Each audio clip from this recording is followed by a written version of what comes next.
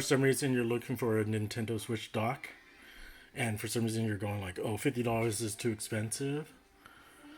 Note that when you look at 90% of the generic docks that range from $10 all the way to about $30, most of them will not include a power adapter, even though the picture shows a power adapter.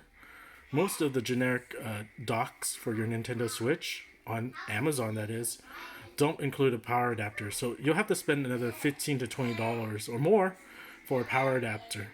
Once you factor that in, it probably is going to cost as much as just a little bit less than the stock Nintendo Switch dock, because it includes a power adapter in it. With that said in mind, if you do choose to get a dock, a generic dock like this, just remember, don't plug it in with a regular phone adapter. It won't provide enough power, and you don't know what's going to do to the generic dock. So remember, do not use a phone adapter.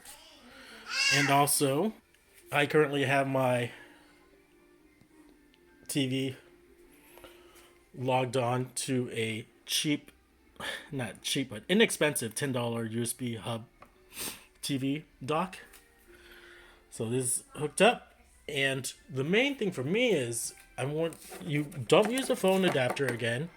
Use a power adapter that's strong enough that can power the dock to the TV, as well as accessories that might be hooked up to your USB A ports.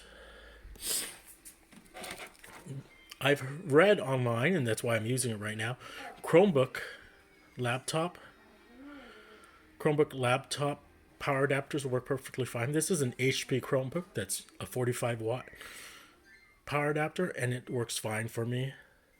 So it's definitely, your mileage may vary, and again, you don't want to brick your Nintendo Switch, so just keep that in mind.